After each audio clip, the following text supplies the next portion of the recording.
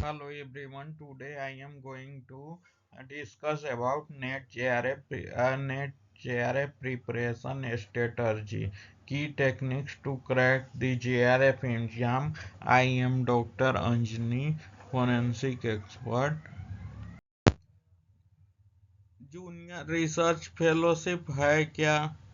तो junior research fellowship वो चीज है, वो पिटारा है जिसमें हमें पिटारे में से कुछ धनराशि मिलती है, जो कि जेआरएफ क्वालिफाइड करने के बाद हमें प्राप्त होते हैं। It can provide opportunity of research. ये अपॉर्चुनिटी प्रोवाइड करता है, मतलब कि नेक्स्ट ऑप्शन को ओपन कर देता है रिसर्च के लिए, जो जिसमें फाइनेंशियल सपोर्ट की ज़रूरत होती है। जैसे हम अभी फोरेंसिक साइंस का ही एग्जांपल लेते हैं, क्योंकि हम our learning channel is on going on forensic science. तो फोरेंसिक साइंस में जैसे डीएनए एक्सप्लेनेशन के लिए, डीएनए या फिर जैसे रिसर्च करने के लिए एग्जाम्पल में फाइनेंशियल सपोर्ट की आवश्यकता होती है, क्योंकि पीसीआर ये सब टाइप के एक्सपेरिमेंट करने के बाद या उस पे रिसर्च करने पर वो सबसे फर्स्ट ऑप्शन फाइनेंशियल सपोर्ट की ज़रूरत होती है। करियर ग्रोथ में क्या है कि अगर पैसे न भी हों तो हम आगे बढ़ सकते हैं। कुछ चीज़ें जैसे कि रिसर्च से रिलेटेड चीज़ें खरीद सकते हैं, और आगे नेक्स्ट लेवल में ये जॉब से रिलेटेड अपॉर्चुनिटी भी मिलती है, अच्छी खासी चीज। Cracking the JRF exam can open doors to prestigious research position. इसमें research prestigious research option and scholarship मैंने पहले ही कहा था कि कुछ पैसे मिलते हैं, तो मतलब एक तरह से हम लोग अमीर हो गए। लेकिन यहाँ पे समस्या ये होता है कि ये एग्ज़ाम पास करना मुश्किल काम है, क्योंकि क्वेश्चंस ऐसे इतने हार्ड हार्ड आजकल आते हैं कि इसे मुश्किल से पार कर पाना संभव हो पाता है।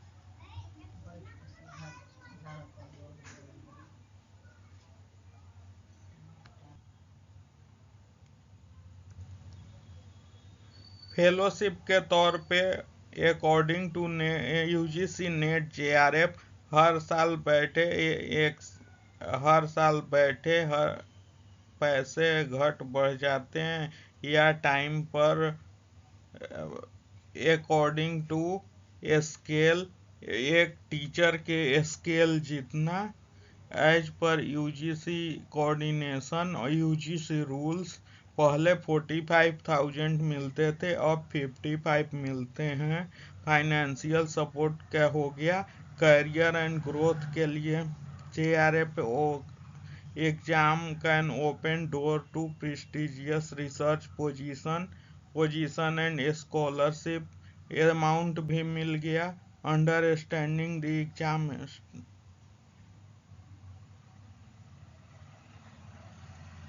भी हो गया।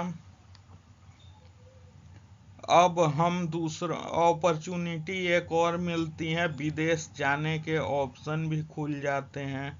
अगर रिसर्च फेलोशिप मिल रहा है तो हम आसानी से विदेश में भी जा सकते हैं, रिसर्च कर सकते हैं। कहीं जाने आने की सुविधा भी मिल जाती है, जो कि हम बन जा सकते हैं through the fellowship scheme. Understanding the exam structure कैसे होता है, क्या होता है, उसके बारे में हम जानते हैं। First first paper teaching and research aptitude. जिसमें 50 क्वेश्चन होंगे। सेकेंड, सब्जेक्ट स्पेसिफिक, जिसमें 100 क्वेश्चन 100 क्वेश्चन होंगे। Total mark 300। इसमें 300 मार्क के क्वेश्चन होंगे। हाँ, टोटल क्वेश्चन 2 नंबर का एक क्वेश्चन होगा। 100, 50, 150, 150, 150 और multiply by 2 equal to 300। Duration 3 घंटे का टाइम मिलता है। अगर 50% से एबव हो तो JRF 65 कट ऑफ के अनुसार 65 से एबव हो तो JRF क्वालिफाई होते हैं। और अगर कट ऑफ के अनुसार अगर ज़्यादा का कट ऑफ पड़ता है तो JRF qualify according to depends on the time of the JRF cut off and result declaration. Question type multiple choice question होते हैं। एक क्वेश्चन के 4, किसी में 5, किसी में 6 ऑप्शन होते हैं, ABCDEF, जिसमें से चूज करने होते हैं। और किसी में 4 होते हैं जिसमें से एक आंसर सही होता है। किसी किसी क्वेश्चन में 3 आंसर सही होते हैं। तो मल्टीपल चॉइस में 1, 2, 3 चॉइसेज होते हैं। किसी किसी में 5 भी सही होते हैं। All question are correct. तो option according to the question होते हैं। ऑप्शन क्वेश्चन का डबल ऑप्शन होता है। पहला क्वेश्चन का आंसर और उसके बाद फर्स्ट और second is correct, second and third is correct, both ABCD is correct. और सेकंड क्वेश्चन पैटर्न ये होता है कि इसको 1, 2, 3 इज करेक्ट, 1, 2, 5 इज करेक्ट, 1, 2 इस टाइप से। Next,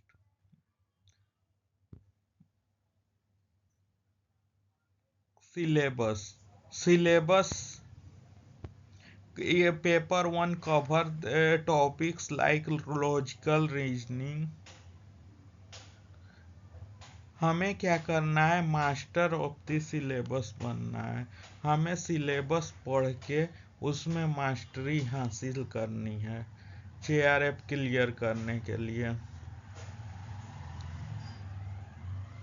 cover topic like logical reasoning. पहला सिलोलिज्म हो, जिसमें साइलोलिज्म हो गया। लॉजिकल रीजनिंग जिसका मैं मेरे पुराने वीडियोज में लॉजिकल रीजनिंग के बारे में मैंने बताया था, डिटेल वीडियो, तो आप देख सकते हो। डाटा इंटरेप्शन क्या होता है इसके बारे में भी बताया था। ICT and technique teaching methodology, ये क्या होते हैं, ये मेरे पुराने वीडियो में आप देख सकते हो।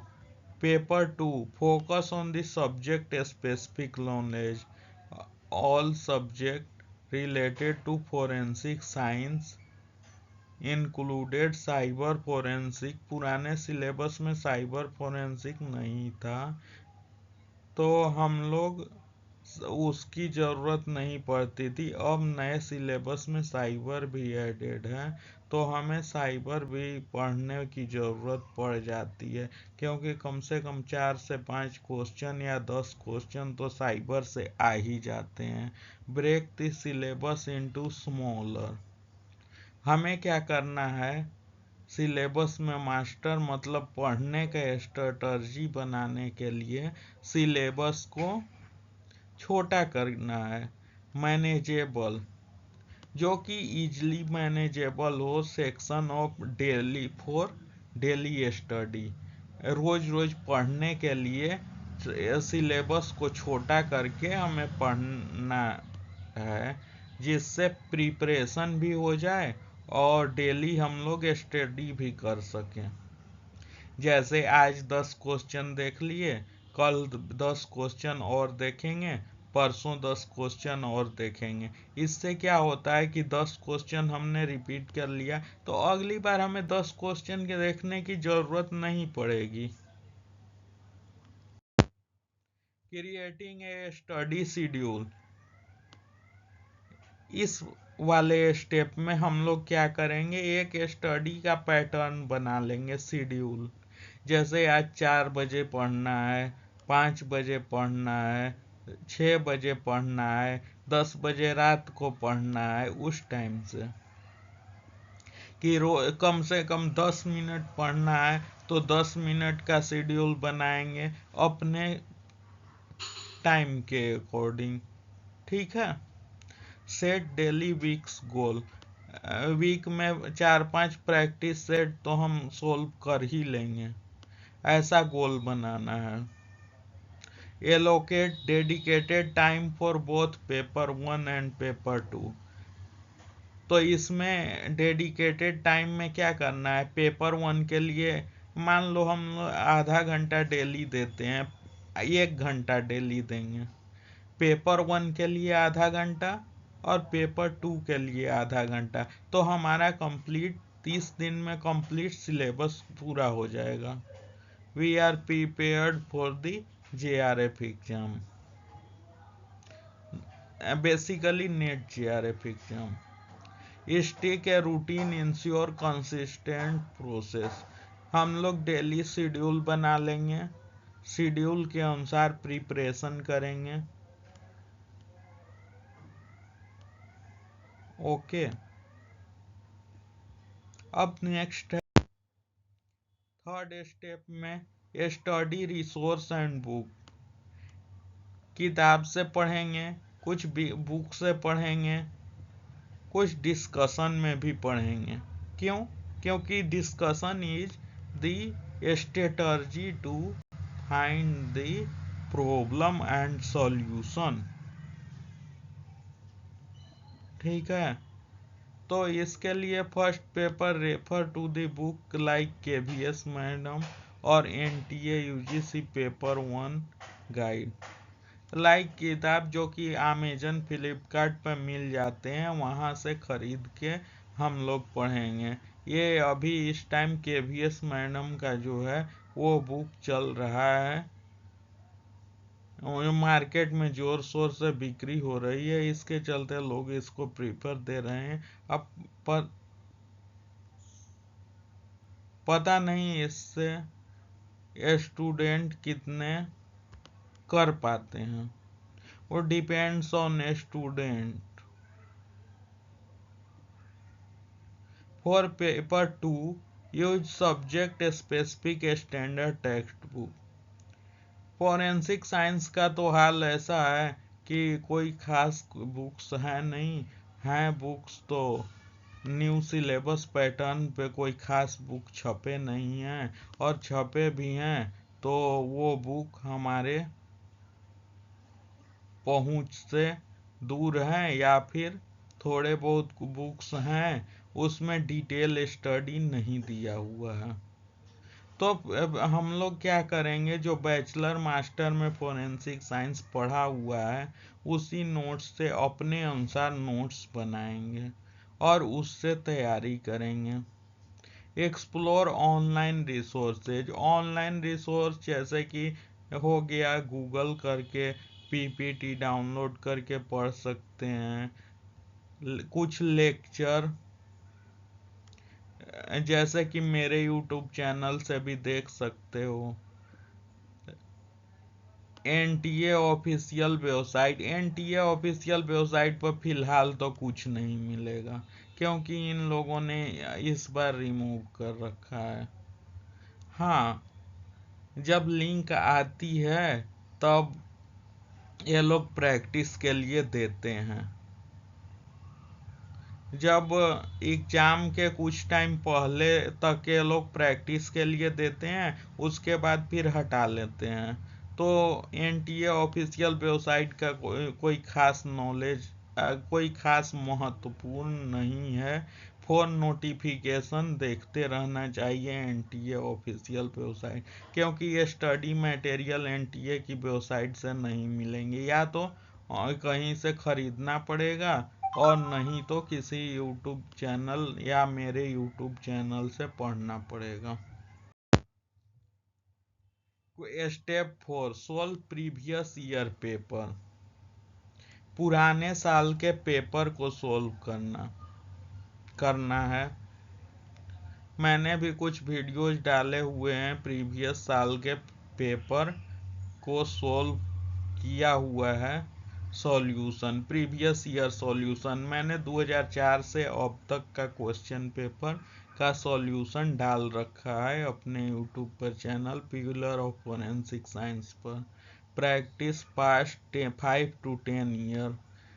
इसका कोई मतलब है नहीं ज़्यादा खास, बाकी पेपरों में है 5 से 10 ईयर का महत्वपूर्ण, लेकिन जैसे ही साइबर सब्जेक्ट आता है तो पुराने पेपर्स में साइबर के क्वेश्चन नहीं मिलेंगे, क्योंकि है ही नहीं। और जो 19 के बाद सिलेबस बदला है वो सिलेबस कवर नहीं हो पाएगा, इसलिए पुराने क्वेश्चंस को देख सकते हो बाकी सब्जेक्ट का प्रिपरेशन करने के लिए, लेकिन पुराने क्वेश्चन में साइबर की प्रिपरेशन नहीं हो पाएगी। ठीक है। Identify strong and weak area. अपनी आइडेंटिफाई कौन से टॉपिक में वीकनेस है, उस टॉपिक को, जैसे कि टॉक्सिकोलॉजी, टॉक्सी में हो गया, तो हम टॉक्सी में क्या करेंगे, ज़्यादातर तो इसमें ये होता है कि symptom, sign system, allergic effect, drugs and जो भी हैं उसमें sign and system, cause of death and drug of effect of drug on body, जो भी हैं वो हम लोग उसी में कंफ्यूजन रहता है। तो कंफ्यूजन रहने के चलते हम लोग कॉमन टर्म्स, जैसे कि कोई ड्रग्स लेते हैं तो क्या होता है, नींद आती है, इस टाइप के कॉमन जो चीज़ें हैं उसको पढ़ लेंगे। ठीक है। On your performance, develop the habit time mock test. Mock test जैसे कि कुछ बुक्स होते हैं जो कि जिसमें मॉक टेस्ट होते हैं, या फिर यूजीसी ये एनटीए की वेबसाइट से मॉक टेस्ट डाउनलोड करके प्रैक्टिस कर सकते हैं। वैसे तो कोई खास प्रैक्टिस से फ़ायदा नहीं होता, क्योंकि फोरेंसिक साइंस के प्रैक्टिस के लिए मॉक टेस्ट अवेलेबल ही नहीं है एनटीए की वेबसाइट पे। फर्स्ट पेपर का टेस्ट कर सकते हो, वही काफ़ी है। फोरेंसिक साइंस का देना चाहिए था इन लोगों को, एक कॉमन पेपर दे दिए हैं जिसका कोई प्रैक्टिस टेस्ट नहीं कर सकते। Focus on time management, time पे फोकस करना है, क्योंकि हमें 3 घंटे का ही टाइम मिलता है। अब क्या है कि जो इजी अंडरस्टैंडेबल क्वेश्चन है उस उस पर हमें फोकस करना है, और जो आसानी से बन जाए जल्दी जल्दी, पैसेज वाले जो क्वेश्चन होते हैं उसमें टाइम बहुत ज़्यादा कंज्यूम होता है, तो वो क्वेश्चंस पहले में करना चाहिए। क्यों? क्योंकि पहले में ज़्यादा टाइम हमें मिलता है, क्योंकि हम बाकी का टाइम मैनेज कर सकते हैं। पहले पैसेज वाला कर लो, क्योंकि पैसेज बहुत लंबे चौड़े होते हैं, और मेरा पुराने वीडियो में पैसेज कैसे पढ़ें वो दिया हुआ है, वो भी देख सकते हो। Practice completing the paper with in the allocated time, allocate time के अनुसार प्रैक्टिस कंप्लीट कर लो, बेटर रहेगा। Dive time between question wisely. तो मैंने जैसा बताया है कि क्वेश्चन कैसे करें, जो लंबे क्वेश्चन हैं उनको पहले कर लो, लंबे मैथमेटिकल कैलकुलेशन वाले, या जो भी जो लॉजिकल बेस्ड क्वेश्चन है, that contain 2 or more minutes, greater than 5 to 7 minutes, at least 10 minutes। तो पहले ये क्वेश्चन करना जरूरी है, और एक पैसेज पढ़ने में ही कम से कम पढ़ के समझने में, अगर इंग्लिश नहीं आती तो हिंदी में भी पढ़ सकते हो, क्योंकि हमारी मातृभाषा हिंदी है, और हिंदी में समझने में जल्दी हम लोग समझ लेते हैं, क्योंकि इंग्लिश समझने में थोड़ा टाइम लग जाता है। तो इसलिए हो सके तो अगर इंग्लिश में कुछ वर्ड समझ में नहीं आते तो हिंदी में समझने की कोशिश करो। इससे क्या होगा, हमारा टाइम बच जाएगा। Do not spend too much time on difficult question. Difficult अगर क्वेश्चन लगता है, जैसे स्टैटिस्टिकल एनालिसिस, ज़्यादातर लोग स्टैटिस्टिक्स में ही फंसते हैं, तो स्टैटिस्टिकल एनालिसिस का पर कम से कम 5 मिनट तो, उससे ज़्यादा नहीं देना है। क्यों? क्योंकि वो सारे टाइम कंज्यूम कर लेगा, जो कि इम्पोर्टेंट टाइम है हमारा, और आए बनेगा बनेगा, नहीं भी बनेगा। ये भी होता है कि कभी कभी आंसर भी गलत हो जाते हैं, क्वेश्चन गलत होते हैं, आंसर भी गलत होते हैं। तो सच है, अगर आंसर नहीं आ रहा तो कुछ भी टिक लगा के छोड़ दो, क्योंकि इससे क्या होता है, कभी काल क्वेश्चन गलत हो रहे हैं, आंसर मैच नहीं करता, ये भी होते हैं। क्वेश्चन गलती की संभावना होती है 1%। हर बार कभी एक क्वेश्चन गलत होता है, कभी 2 क्वेश्चन गलत होता है, कभी 3-4 क्वेश्चन गलत होते ही होते हैं। तो क्वेश्चन का पर ध्यान नहीं देना। अगर डिफिकल्ट लग रहा है तो क्वेश्चन समझ लो कि वो क्वेश्चन गलत है, तो हमें कैसे सही टिक लगाना है? सही नहीं है वो क्वेश्चन, तो सही होगा भी नहीं। क्यों? क्योंकि उसका आंसर ही गलत है। कभी कभी मल्टीपल चॉइसेज आंसर भी गलत हो जाते हैं। क्यों? क्योंकि उनके आंसर भी गलत, रॉन्ग लिख रखा है।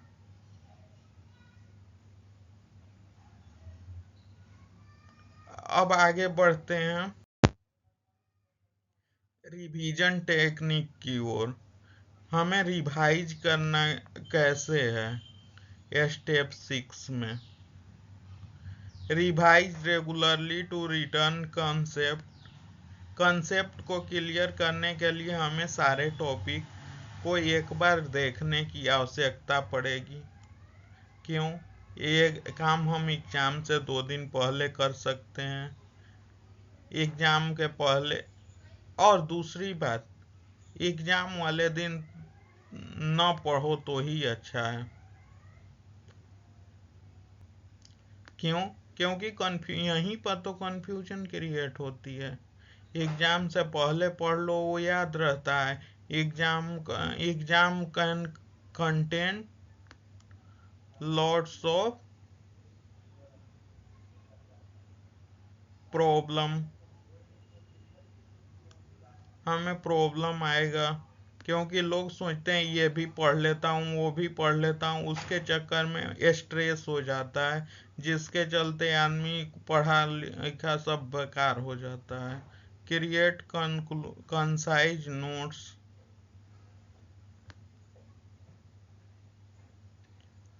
Mind maps and flash card. ये नोट्स बना लो, कंसाइज नोट, छोटे छोटे नोट्स, और रीजनिंग सिलोजिज्म या रीजनिंग के लिए जो कि पेपर 1 में आते हैं, उसके लिए छोटे छोटे मैप बना लो कि हमें ये शॉर्टकट आज पढ़ने हैं, कल पढ़ने हैं, ये रिवाइज ऐसे करनी है, वैसे करनी है। एंड फ्लैश कार्ड, कुछ फ्लैश कार्ड होते हैं जो कि मार्केट में आसानी से मिल जाते हैं, वो खरीद करके और हम लोग उस पे लिख लिख कर स्टिकी नोट्स टाइप के फ्लैश कार्ड जो कि वॉल पे रखते हैं, जो तैयारी करते हैं स्टूडेंट्स वो अच्छे तरीके से जानते हैं इस चीज़ों को। Focus on important topics and revise them multiple times.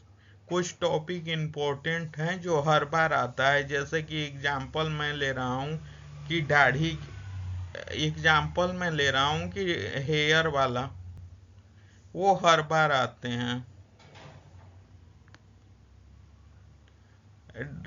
Beard, दाढ़ी की ग्रोथ कितनी होती है, दाढ़ी से रिलेटेड क्वेश्चन, तो उस टाइप के क्वेश्चन प्रीवियस ईयर, जैसे कि मैंने जहाँ तक देखा है कि प्रीवियस ईयर वाले क्वेश्चन जो होते हैं वो क्वेश्चंस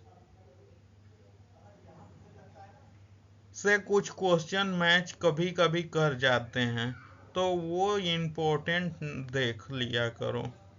रिवाइज मल्टीपल टाइम, और उस टॉपिक को बहुत बार रिवाइज करने की आवश्यकता है।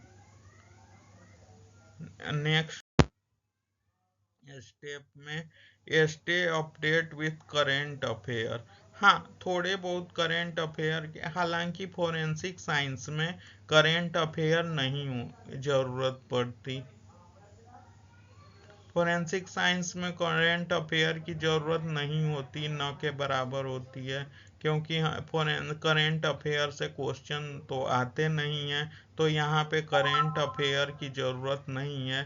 पेपर 1 में थोड़े बहुत कभी कभी डाल दिया जाता है, तो इसके चलते तो करने पड़ेंगे ना, न करने से काम भी नहीं चलेगा, तो इसलिए करेंट अफेयर पर ध्यान देने की आवश्यकता है।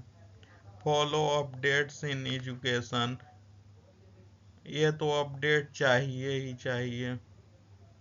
गवर्नमेंट पॉलिसी, गवर्नमेंट क्या रूल ला रही है, इसके अपडेट होते हैं। एजुकेशन में यूजीसी ने क्या रूल लाया, नया पुराना, क्या चीज़ है क्या नहीं है, गवर्नमेंट पॉलिसी क्या चेंज हुई, कौन से नए रूल बने, कौन से रूल ख़त्म हुए, ये सारी चीज़ें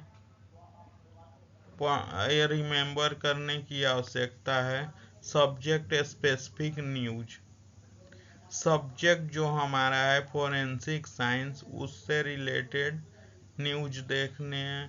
हालांकि सब्जेक्ट स्पेसिफिक जो हमारा फोरेंसिक साइंस है, इसके न्यूज बहुत कम ही मिलते हैं, तो कुछ मैगजीन आती है ऑनलाइन, उसको सब्सक्राइब कर लो।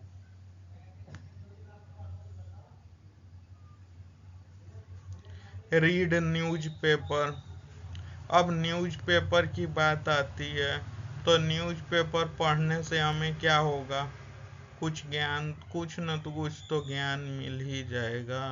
भागते भूत को लंगोटी भला वाला यहाँ पे सवाल आता है, तो कुछ न कुछ तो मिल ही जाएगा। जनरल, कौन कौन से नए रिसर्च हुए हैं, कौन कौन से पुराने रिसर्च को तो छोड़ ही दो, हालांकि पुराने रिसर्च को भी देख लेंगे तो कोई खराबी नहीं है, लेकिन पुराने रिसर्च का मतलब ये है कि माथापेची, बेकार की माथापेची करनी है। नए रिसर्च जो कि ट्रेंडिंग में हो, जनरल वाले। Online articles to stay inform, कुछ आर्टिकल जो जीआरएफ से रिलेटेड हों, छोटे छोटे न्यूज़पेपर आर्टिकल्स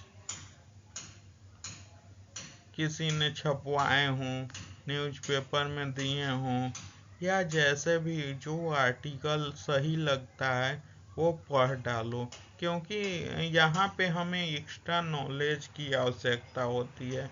कितनी भी तैयारी कर लो, क्वेश्चन तो बुक से तो आने वाला है नहीं।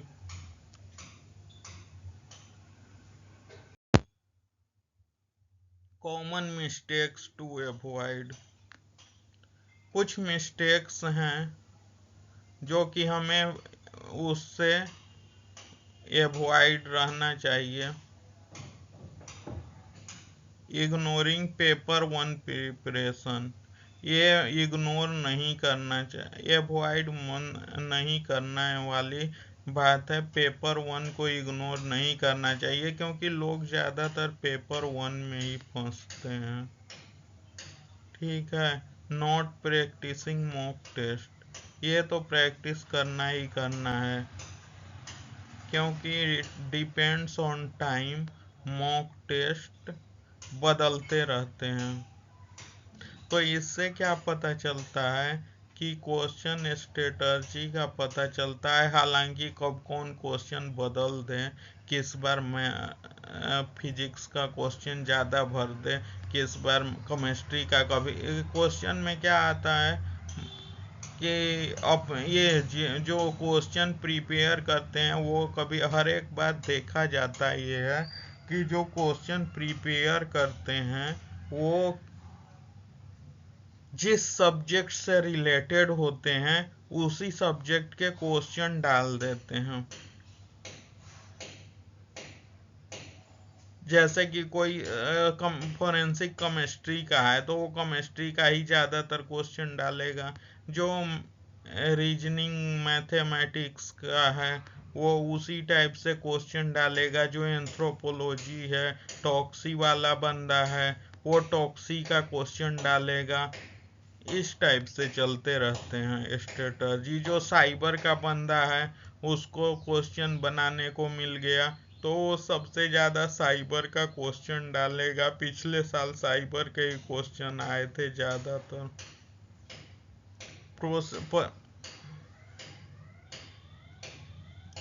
2023 वाले जो क्वेश्चन पेपर हैं प्रोकास्टिनेशन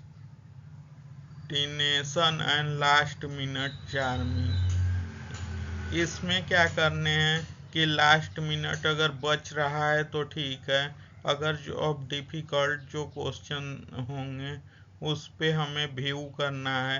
अगर डिफ़िकल्ट क्वेश्चन के लिए टाइम बचा रह गया तो ठीक है, नहीं तो डिफ़िकल्ट क्वेश्चन को अंदाज पर भी टिक लगा सकते हो। कभी कभी अंदाज वाला भी सही हो जाता है, क्योंकि हमें नहीं आता। तो नहीं आता तो ऐसे भी टिक लगा सकते हैं रैंडमली।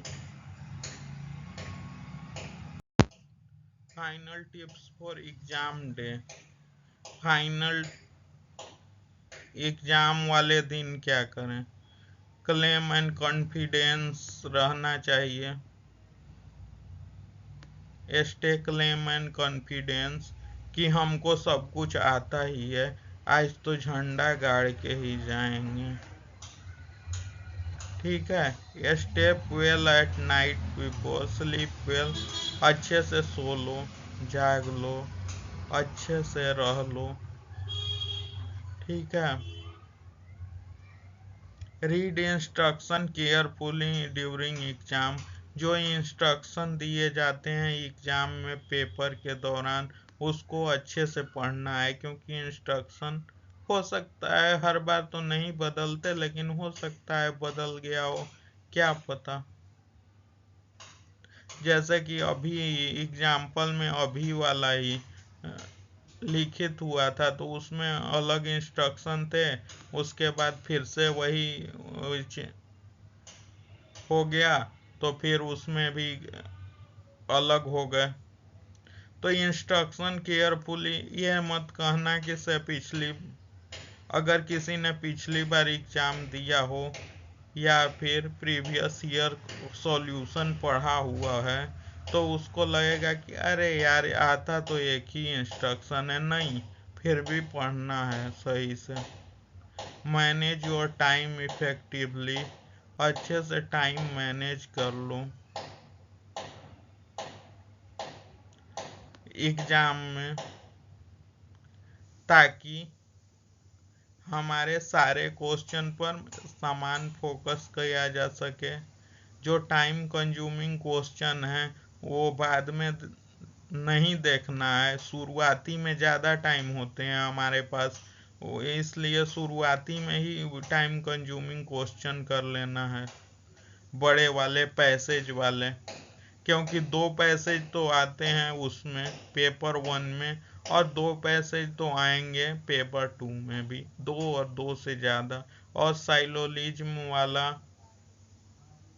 भी क्वेश्चन 2 मल्टीपल आते हैं 5 से 10। तो इसके लिए हमें ज़्यादा टाइम लगती है, ज़्यादा माइंड लगता है। फिर रिलेशनशिप वाले क्वेश्चन आते हैं, उसमें भी थोड़ा टाइम लग जाता है। Next, thank you for watching my video. For more education content please like, share and subscribe my channel. If you are want to collaboration and giving the if you want to collaboration with us and giving the lecture, you can make the video and share with me. Thank you. हमारा email ID दिया हुआ है, उस पे अगर कोई problem हो, solution हो तो कांटेक्ट कर सकते हो, या फिर कमेंट बॉक्स में भी कमेंट कर सकते हो।